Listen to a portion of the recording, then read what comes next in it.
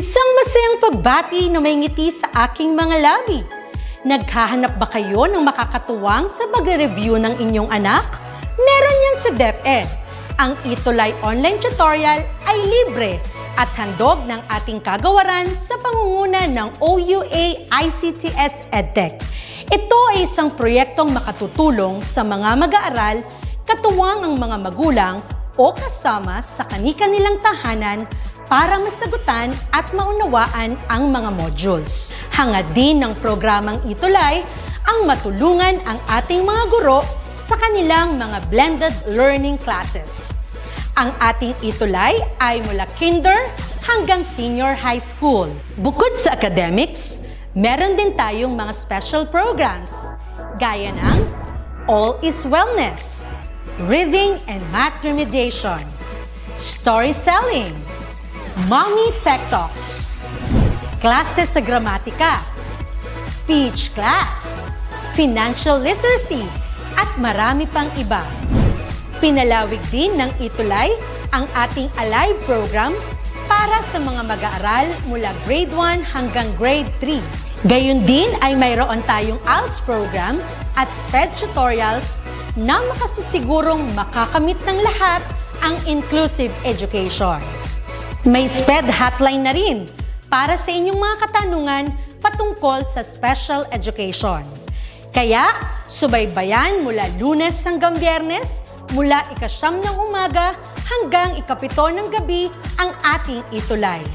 Sa ating pagtutulungan, maiaangat natin ang bawat isa. Ating itutulay ang pagkatuto upang di mapigil ang pag-aaral ng kabataang Pilipino. Itulay natin ito, sulong edukalidad.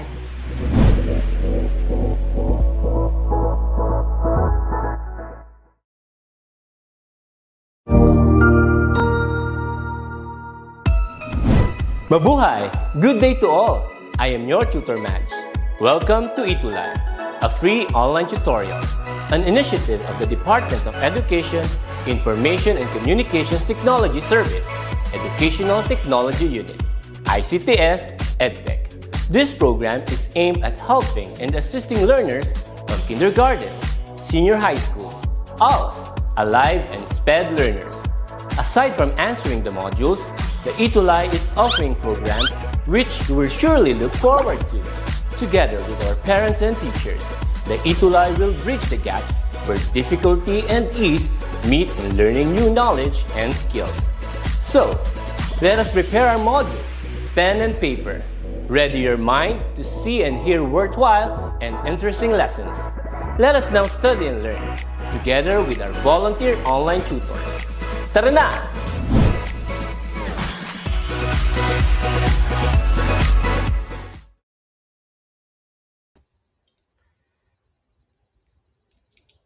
Alright. Hello, good afternoon. Nabigla ako. Good afternoon to all of our online viewers, to our online learners across the Philippines from Luzon, Visayas, and Mindanao. Welcome to our another ETUlay online tutorial. This is quarter 4 and week 3. And alam nyo naman, we have this 2 weeks of vacation. Sana it was a vacation for you because we had an election last week. And hopefully, we are stable and mentally well right now after all the noise and the problems we had from the coming elections, from the previous elections. So, ayun po. Good afternoon sa inyong lahat. Welcome to English 9, Quality, Interactive, and Replayable. So, alam na natin yun ng mga students right now from grade 9. This is English 9 ETUlay tutorial, and I am your tutor bay, one of your tutor bays, Tutor Ellie from SDO Camarines Sur. And of course, kasama ko, not now, but online, kasama natin behind the scene si Tutor Joven Pilas-Pilas from SDO Nueva Vizcaya, and later on he will enter our tutorial session. Medyo he's trying to find a better place na hindi masyadong maingay so that okay yung session natin. But later on, he will try to join us in our session for this afternoon. So, nandiyan lang naman yun si Tutor Job. Ano po? So, good afternoon sa inyo. John, Kyle, Angela, same people. We have also new people here, new students. Thank you for watching us right now. Hello po sa inyong lahat. How are you today after the election? Sana okay kayo right now. And we would like to thank you all of you viewers, kayong learners, teachers, of course, our schools and schools division offices who have supported this ETUlay online program of DepEd Central Office. And of course, our subject area, which is English 10. And for your information and for your utmost participation and appreciation, we were recognized as most creative tutor for quarter one, and together with Tutor Job for quarter two, we were given an award as a with excellence award in innovative instruction for quarter two. So yun, yung rewards, yung award na yun, recognition were given to tutors who are very creative and innovative when it comes to presentation. Nakikita nyo naman yung mga presentation namin, very creative. At pinaghihirapan talaga namin yan. All of those are because of you, our dear online learners. And sa mga parents na nanonood, hello po sa inyong lahat. Ayun, it's already 3:07 and we will proceed now. Ano ba, Tutor Ellie, yung topic natin for this quarter, for this week, anong week na ba tayo ngayon? Okay, let's see. Okay, so these are the okay. Alright. O, yan na, yung mga presentation namin, ganyan talaga yan, pinaghahandaan namin. So, these are the important dates just to refresh all of you. So, from our last session was April 26 pa, imagine yun. This is our first session for May, and this is already week 3. So, those are the important dates that you have to remember. And we will be having our recognition by week 8, and that is June 21, Tuesday. And the end of the quarter 4 for school year 2021 and 2022, it's June 24, 2022. Napakadali lang my dear online learners, ng ating grade 9 academic year. Grabe, time flies so fast. So here are the topics that we have so far for Q4. We're done with week 1, week 2, which is all about relevance of one's idea, and soundness of reasoning for week 2. And right now, we will be dealing with inference. Okay po? So, take note we will be only having 7 topics for each quarter, and the last session will be about quarter recognition. So, for you to be able to be recognized with all your participation, for your utmost support and appreciation with our program. So, yun po. So, again, our topic for this session will be about inference. Hello, Princess Athena, Aryan, Ayla from LFG Diamantina. Ito, very supportive to since Q1. Thank you very much. Also from SDO Isabelas, you have a lot of schools who are watching us and supporting our English 9 ETUlay. Salamat po sa inyong teachers, English teachers, or sa inyong principals, schools division superintendents, that you were encouraged to participate with us. Salamat po also from our beloved SDO Camarines Sur. Salamat. Thank you very much for supporting us all the way until Q4. Okay? From Ocampo National High School, sila Raisa, John, Kyle, Elaine, hello sa inyo. Okay, we'll continue ha. Please participate on our comment box. If you have questions, please don't hesitate to ask in our comment box. Hello po sa inyo. Okay. So, mamaya si Tutor Job papasok ka. From our week 2 session, we discuss. Ano yung discuss natin? We discuss about soundness. Hindi to about sa tunog or, the literal sound. But when it comes to English subject or to, to written, to English skills or to English concept, soundness means the quality of being based on valid reasons, good judgment, or reasoning. So kapag sinabi nating your argument or your statement is sound, hindi ibig sabihin na malakas or your sound is, high or low, but it means that if your statement is sound, it means they are based on valid reason. So pag sinabi kong pogi si Tutor Ellie, anong reason mo? Paano mo nasabing pogi si Tutor Ellie? Yan, if you were able to enumerate all those reasons, valid yung reason mo, ibig sabihin, Tutor Ellie, the statement of that statement is sound enough. Okay?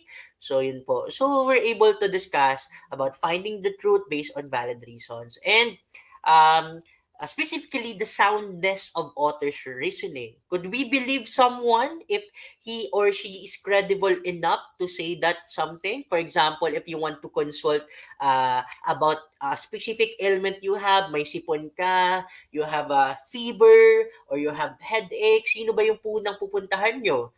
My dear tutors, of course, walang iba kundi yung medical professional, specifically doctor. So, they are sound. Okay, we have to look for the reasoning of the author. How could we say that the author, is truthful or has sense with reasoning? So these are the things that we have to consider.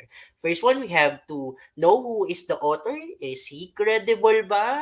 Is he good when it comes to that aspect? May alam ba siya when it comes to that situation? Kasi if not, that is not sound at all. The second one, saan ba yung source na publish? What information does the source include? What does it look like? O baka fake news lang yan? Number 4, when? Baka masyado naman yan updated. O updated ba yan? Pero we still have to look for other resources para maging valid yan. And why did the author create the source? Bakit nga yan? Is it because emotions ba? Or trabaho niya talaga yun to create that statement? Or something? Bakit niya ginawa yung source na yon? Maybe gusto niya lang proliferate ng fake news or disinformation. That's not good. Alam natin yan. Okay? So, we have also learned from week 2 that who this question is one of the most important questions we have to ask. Syempre naman, no, ang una talagang tatanungin natin, sino naman tong tao na, who is this person? Is he credible? Sabi ko kanina, halimbawa, if you would like to ask for the prices of building materials, i-consult mo ba yung teacher nyo? I-consult mo ba yung, let's say, jeepney driver? Of course not. Titingnan natin who are the persons who are credible enough, who are valid when it comes to talking, when it comes to the situation. Siyempre, when we talk about, building materials, pwedeng tanongin natin yung mama sa hardware, or could be an engineer or an architect. Perhaps they could know something about what you would like to ask to them. Ano po? That's right. Kailangan nating magtanong doon sa taong credible. Wag doon sa taong baka based on emotions lang, galit na galit siya sa tao. Wag doon, okay? Or else it would be bias. So yun po yung session natin from last week. Ngayon, ito, make sure you have that person is respected in the field. Hindi pwedeng may narinig ka lang na chismis. Sabi ni Marites, magtatanong ka doon.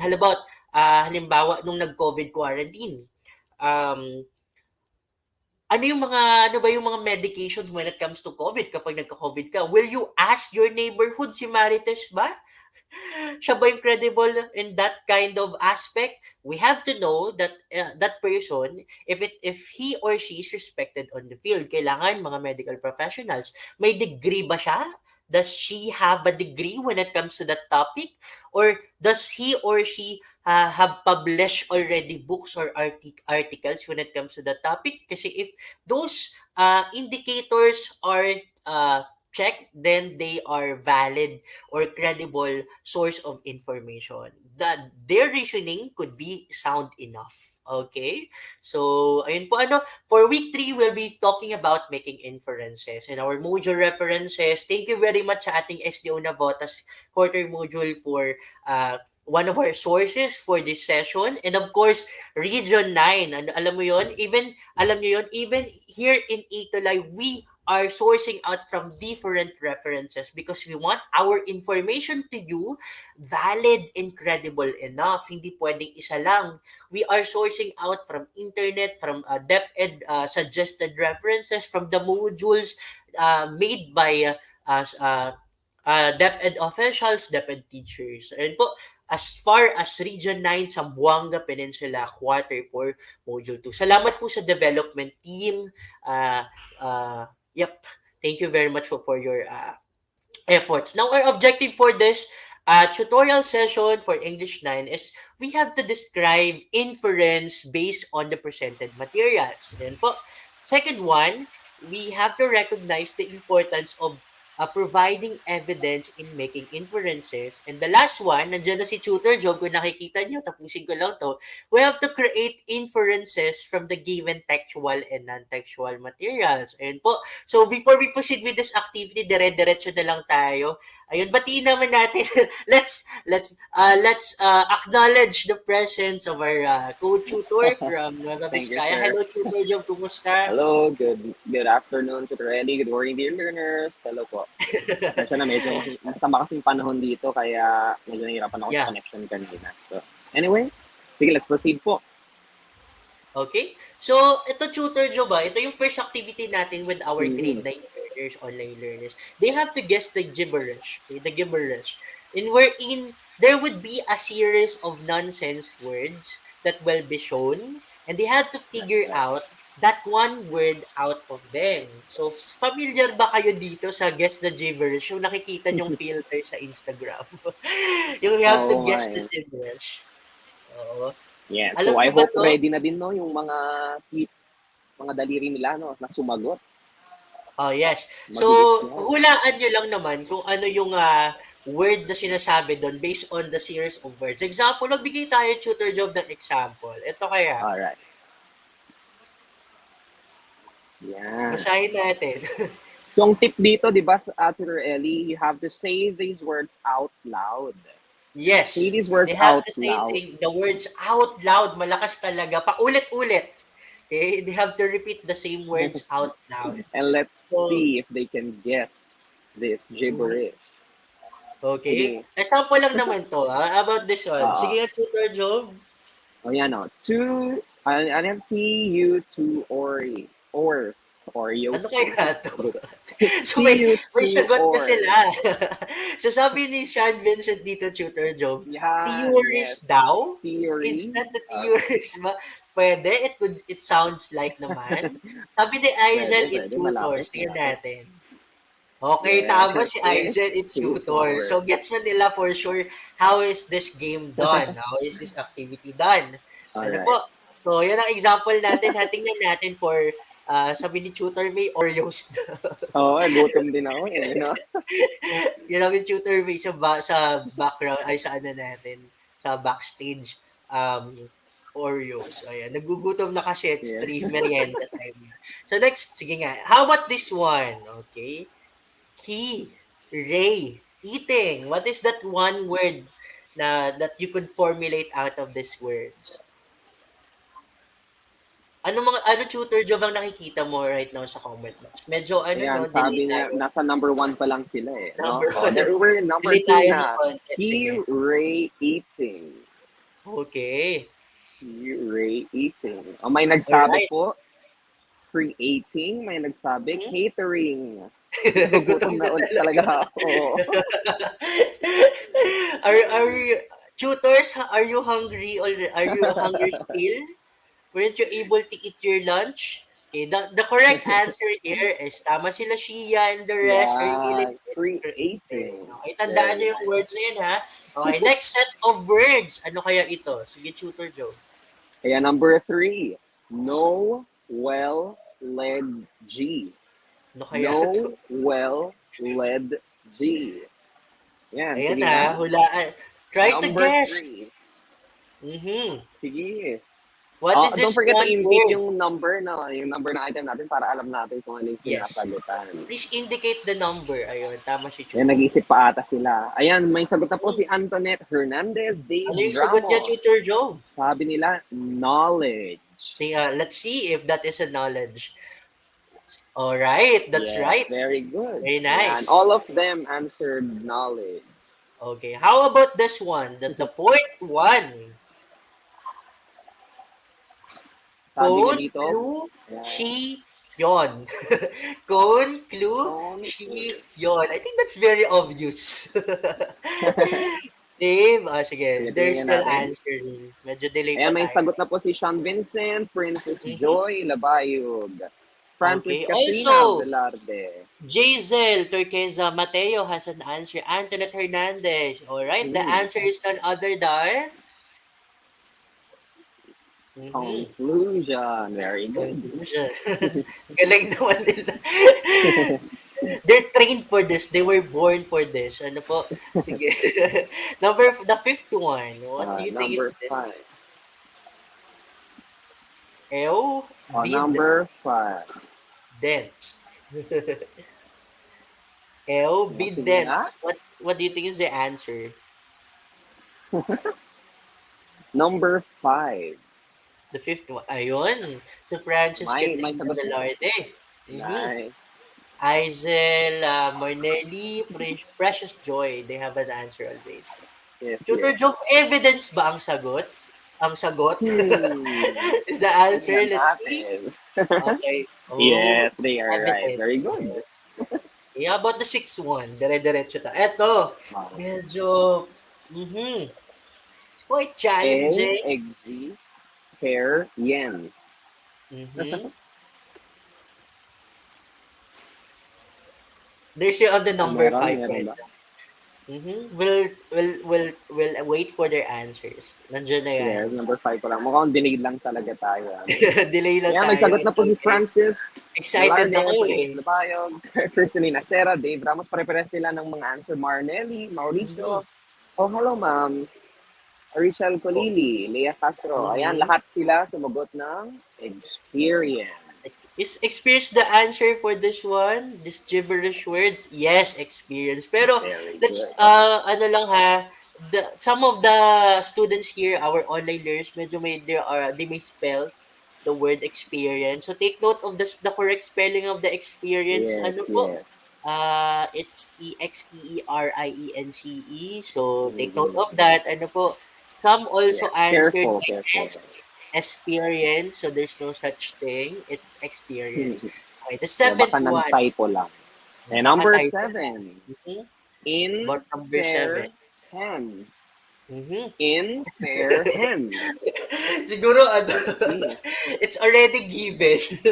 Oh, Mhm. isn't it obvious? Isn't it obvious?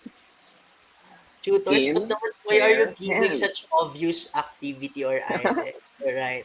Ay, Okay. mukhang hati ang sagot natin ngayon. Yes. May So, sumagot Crystalline ng Acera, si Crystalline and Carlos, sabi nila, in it's in fairness. fairness. Charot. In fairness. Sabi din ni Hazel, it's in fairness. So, copy-paste na lang ba ito, Up, students? up, up. No, Careful. it's not The in answer, fairness. It's not in fairness. But, the correct sabi answer ni is, John Tal, ay, sige natin. it's also Sean Vincent and Richelle, it's inference. Alright? So, Inference. the ang gagaling nyo when it comes to guessing the giverish words. Sabi ko nga, you are trained and you are born for this Mm-mm. activity. Ang gagaling nila. Ibig sabihin, at least they have, they have a well-rounded vocabulary. They were able to answer the giverish, the word That's from right. this giverish series of words. So, yun po. So, we have had this words. We have Mm. creating. We have knowledge. Ano pa tutor job yung mga nahulaan natin? Yes. Ano tayong sinabi kanina ng conclusion, Mm-hmm. evidence, experience, and finally, inference. Yan. So, these are words actually tutor job related. These are words that are related to the main big word here, which is Mhm. inference. So, from in the comment box, could you please, define what inference? Okay, could you describe inference based on these words that you have provided sa ating comment box kahit isa lang. So naka 6 binilang talaga nila. Some had 7 out of 7, 6 out of 7. Very nice.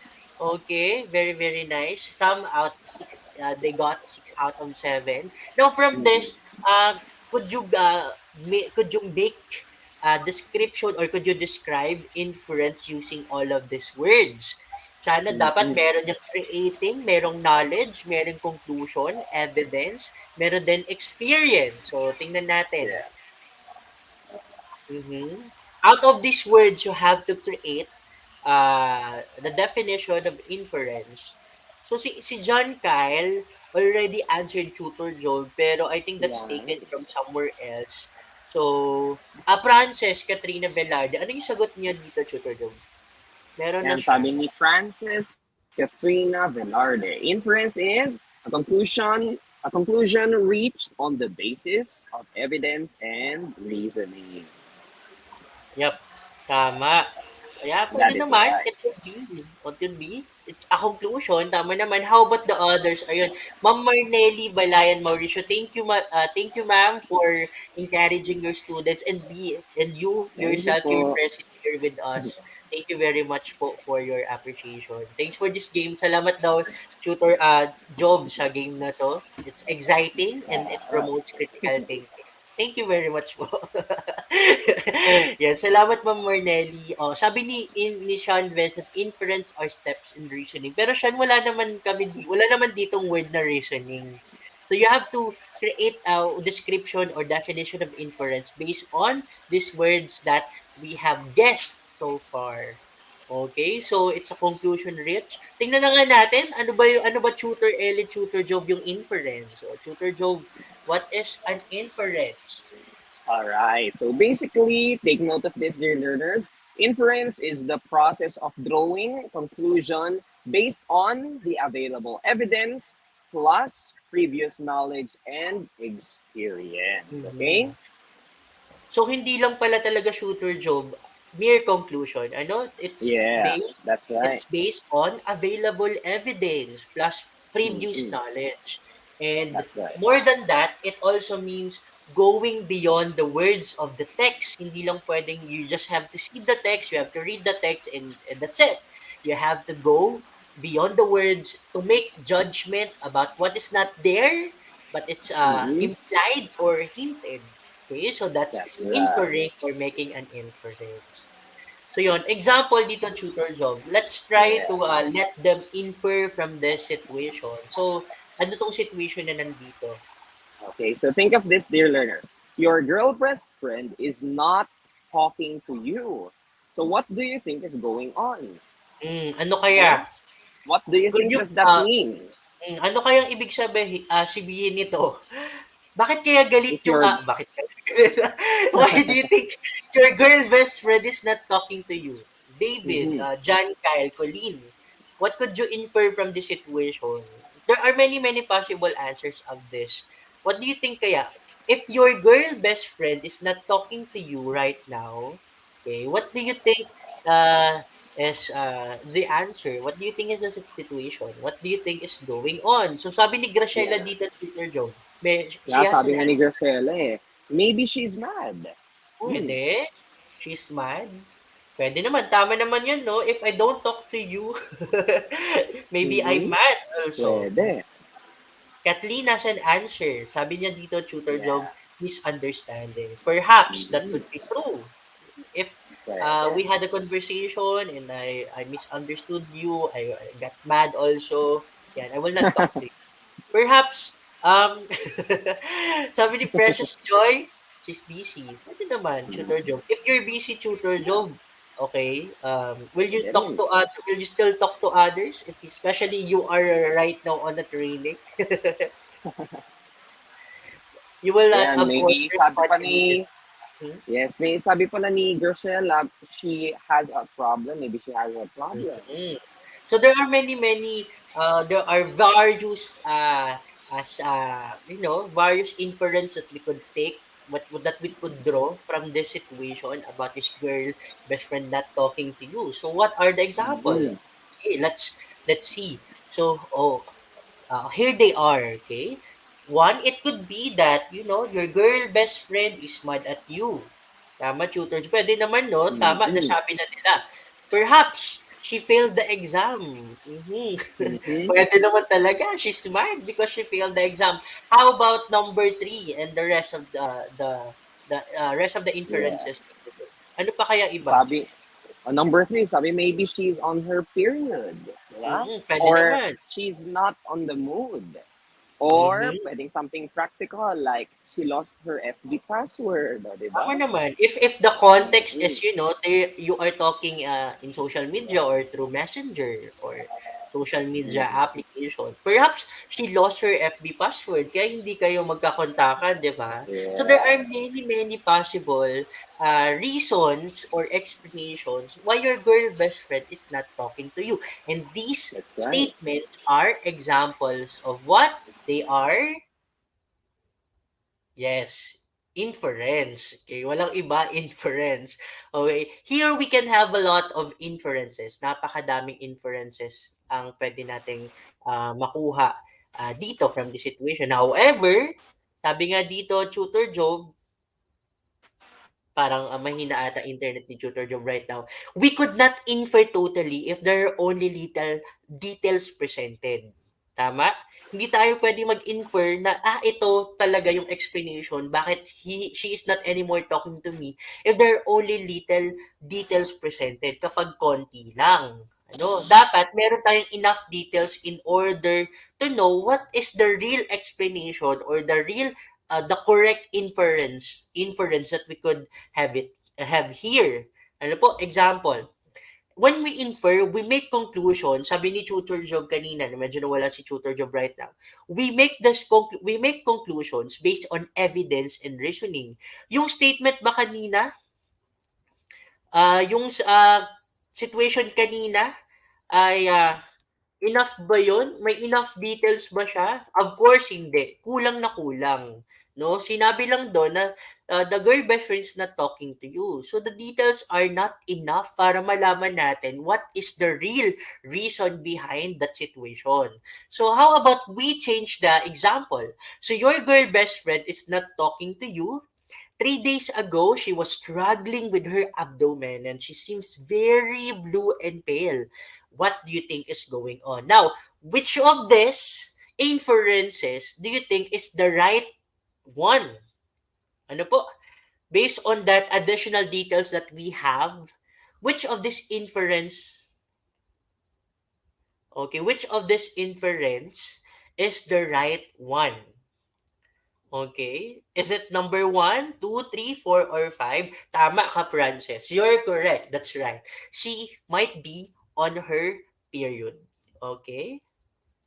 You might be she might be on her period. Tama naman, no? Kapag nakita nyo, yung classmate nyo, your girl best friend nyo, she's suffering from something, she has stomach ache, or masakit yung ulo, or she seems very blue and pale, ang makikita nyo doon, she's not, perhaps she's mad, but also, more specifically, she is on her period. And having a period for women, especially on your age, is very, very normal. Ano po, wag nyong ikakahiya, wag nyong ikakahiya that you are having a period because that's something that's normal.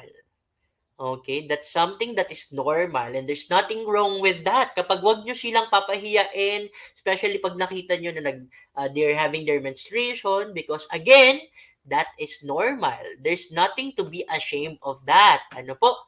Hindi mali, wag nyong gawin yun ha. Do not bully your girl classmates or anyone who's having a period. That's not something to be laugh about. Ano po? Remember that.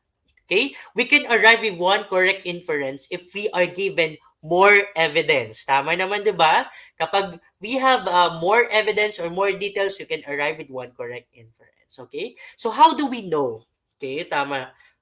How do we know? How do we know that we are inferring? So, these are the things that we are trying to think of or we are thinking of. Okay? So, you are inferring when you think that example, why did this character do that? Oh, bakit niya to ginawa? Why did why did he do this and that? How sad or wonderful. I think he'll turn out to be like this. She must feel sad or she must feel angry because this was what happened to him or her.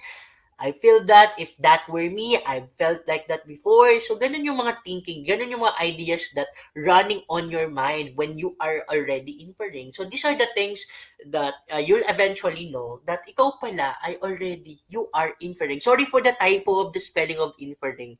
Ako na mismo magme-mention. It's only a typo. Ano po? I can just hear or feel or smell that. So, ganun. So, you are already inferring when you try to think of these sentences or statements. So the real message of this book, when you tried to, after you read this specific book or excerpts, so if ganyan yung thinking mo, you are already inferring. I wonder I wonder if the writer is trying to say that the character is this or that, or the venue or the location is this. So yun, those are examples that you are, or those are examples or manifestations, my dear online learners, that you are already inferring. So hindi natin alam na we are already inferring, but we are already. Pag ganito pala iniisip natin. Ano po? So, that's activity number 2. Guilty beyond reasonable doubt. This is a riddle, so you just have to know, you just have to answer the question. So here's the situation, my dear online learners. So basahin natin to ha. One night, a man receives a call from the police. The police tell the man that his wife was murdered and that he should reach the crime scene as soon as possible. So yung sabi ng police, he should go to the crime scene as soon as possible. The man drops the phone, shocked, and drives 20 minutes to the crime scene. Now, as soon as the man reaches the crime scene, what happened? The police immediately arrest him and he is convicted of murder. Bakit kaya? What do you think, my dear online learners, sa inyo teachers who are there watching us? How did the police know that he committed the crime? Or why did the police arrested immediately the man upon arriving on the crime scene? Bakit kaya? What do you think? Mhm. Ayun, ang bilis ng utak ni David. It's fast. Okay? So, sabi ni David, ni Precious, ni Frances, because, the police didn't say where the crime is or the location of the crime. So, why did he know? Tama. Ang galing naman ng mga students na to. The policeman didn't tell the man where the crime scene was, but the man knew. So, di ko naman sinabi kung nasaan yung crime scene, tapos pumunta ka dito. So, you are perhaps guilty beyond reasonable doubt. You are convicted of a murder. Galing. Galing naman. Ako nga hindi ko to agad nakuha. The very first thought, hindi ko talaga to nakuha. Pero ang galing ng mga students natin sa grade 9. That's nice. Keep on going. How about this second activity? Ito medyo challenging to. A serial killer kidnapped people and offered them 2 pills. Okay? Both the pills were the same in content and appearance. Pareho lang naman yung laman, pareho lang naman ang appearance. Whichever pill a victim took, the serial killer took the other one. Pareho lang naman daw yung content and appearance. So, yun, tig-isa sila. The victim took the pill with water and died. And the killer survived all the time. Now, okay? So, ito pala yung plot twist. The killer survived. How did the killer manage to get a harmless pill? What do you think? Bakit namatay yung victim? Tapos yung serial killer was able to survive. Pareho lang naman yung content and appearance ng pill. What do you think is the logic here? What could you infer from this situation? Okay. Sige, tingnan natin. Nakakatuwa naman yung mga sagot ng mga batang ito. So, tama. Azel Cabasag, galing. Graciela Buenceseso and Frances Katrina Velarde. That's right. The poison is in the water. Sabi nga dito, no? The victim took the pill with water. So, yung poison, nasa water. Ang galing naman nila. Ang galing nyo ha, nakuha nyo agad yon. The poison was not the pills, but it was in the glass of water that the victim drank. Okay? Galing. Ayun. So, yun lang yung question, yun yung activity natin kasi mahahaba pa tayo kapag ang ganda sana ng activity natin right now. Don't you think, my dear online learners, talagang it will activate your critical thinking kahit ako napapaisip. Pero ang galing-galing nyo ha, you are good when it comes to guessing. Ayun na si Tutor Job. Tutor Job, they were able to answer those Oo nga eh, nakita ko nga. pwede silang mag-lawyer. They could be good lawyers. Ang gagaling. They're good in investigating. Okay? So they have good Mm-mm. inferential skills. Napakagaling nila dito. Ayun po. So making difference is basically So yung mga ginawa nila, ito mga sagot nila, those are you have made this one. You read between the lines. Okay? Hindi siya sinabi doon pero you were able to think about what happened. Bakit kaya That's namatay right. victim, or why did the policeman arrested the man or the husband. So they read between the lines, and that is an example, a manifestation of making an inference. And another one, Tutor Joe, sabi Yes, dito, of course. When you make inference, remember, dear students, that it's not only based on opinions. Okay, it mhm, can be an opinion, but it's not just the opinion, but there should be evidence on your inferences. Okay. Yes, and of course, when we make inferences, when we in texts, okay, so readers make inferences using the clues in the text along with yes. your personal experiences, with your background knowledge, okay, to help you figure out what is not directly said. And of course, Tutor Ellie. Mhm.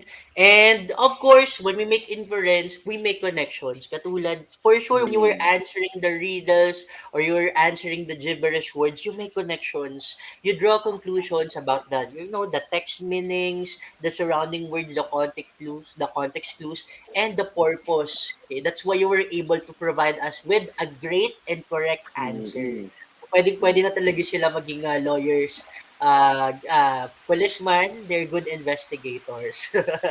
Ayun. So, yun, that's just a wrap up. We should not make judgment easily, my dear online learners, sa lahat tayo ha, because we are very much gullible to information and everything that we judge easily. But we should first look at enough pieces of evidence. One evidence is not actually enough, but we have, again, sabi dito, look at enough pieces of evidence. Okay?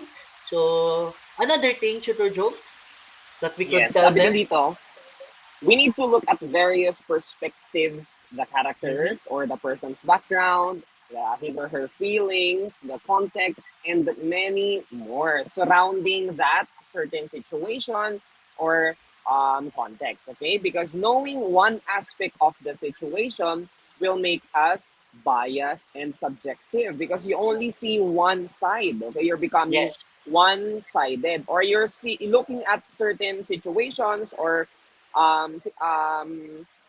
looking at these things in your own point of view alone, while in fact there are a lot of things that is happening um, that you do not see. Okay, so that's not inferring. Okay, when you are Yep. being biased, when you're being subjective, that's not inferring. Mm-hmm. That's right. Okay. And sabi nga dito in our local context, we have wag assuming. Wag tayong assuming. Mm-mm. We should not formulate assumptions based on limited evidence or limited Yeah. limited details. Huwag din tayong judgmental. We have to look Mm-mm. for more reasons, more logical reasons, and pieces of evidence so that we And could there, formulate a better judgment. Okay? So, wag yeah. assuming hashtag wag judgmental din. Okay? Yes. And one And, thing also that our learners should always bear in mind, okay, not just in with our academics, also in our personal lives, that the world does not revolve around you. mhm, Okay? And not one person have the monopoly of all the knowledge in the world. Meaning, hindi mo alam lahat. So, wag assuming, wag judgmental. yes. Now, my dear online learners, if you were presented with facts and evidence, do you still have other options and ignore them? Tama ba to? Is this true or not? If you were presented with facts, binigay na sa inyo na yon, you still have other options? Okay? Do you will ignore them? Ganun ba dapat? Is that the right thing to do? Of course, of course, the answer is no. We have to accept them even if those facts do not favor you. Kahit hindi siya favorable on your side, it's not good on your side, but it's the fact. We can do anything about it.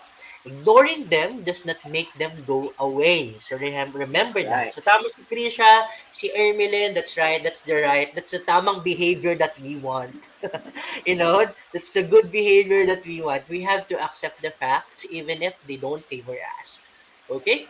And however, if we are presented with facts and we keep on ignoring them rather, the problem, my dear online learners, is not anymore others but our pride and egos.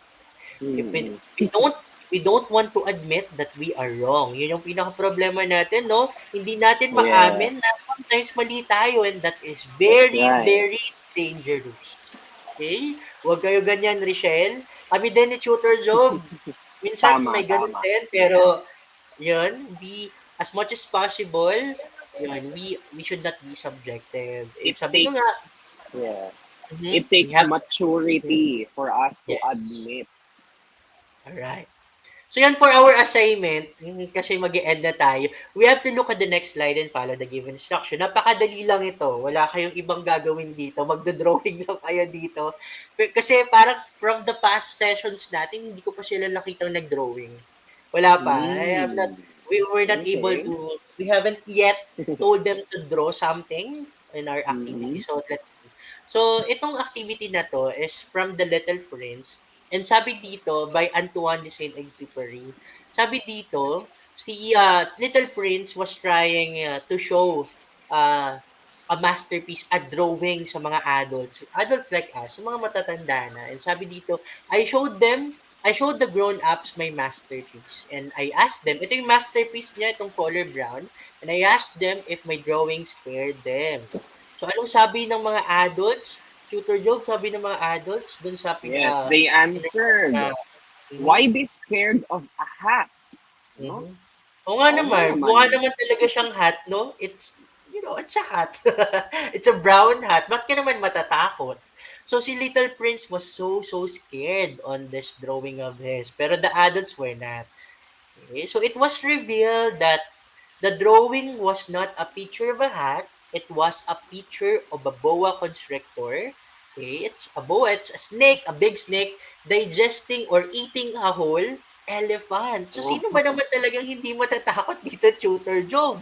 'Di ba? So masyadong judgmental yung mga adults that they didn't know the context or the background of that mm, situation, of that drawing of the Little Prince. So, kaya pala siya natakot kasi may ahas na, that snake swallowed the entire elephant.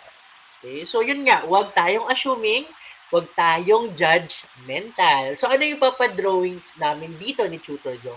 This is your next activity. You have to draw the things or thing that scare you inside the hat. So, si Little Prince, he was scared of the snake with the elephant inside of the snake. Kayo naman, ano yung kinakatakot niyo? Same with the Little Prince. So i-draw niyo yan, pagkasyahin niyo diyan sa sa snake na yan. Ano yung kinakatakot niyo? So pakilagay doon sa image niyo.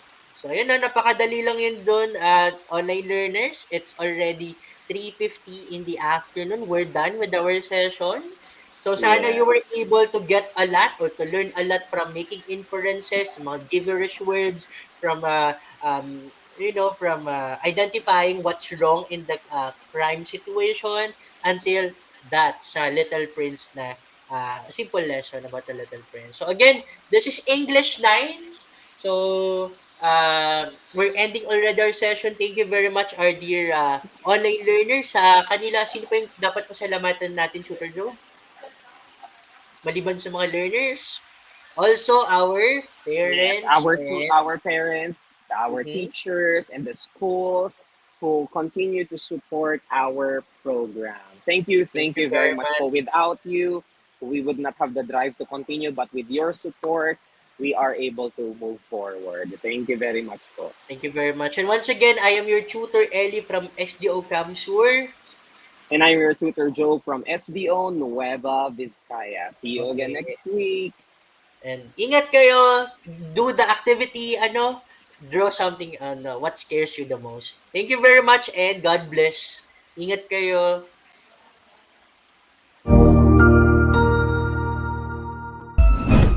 Ang husay naman! Natapos mo ang iyong tutorial session kasama ang iyong mahusay na ETUlay tutor. May bago ka bang natutuhan? I-share na yan gamit ang hashtag #ETUlayLevelUp. Huwag aalis ha dahil may susunod pang programa na pwede mo ring panoorin at salihan dahil naghihintay na ang iyong mga tutors. Happy learning dito sa ETUlay!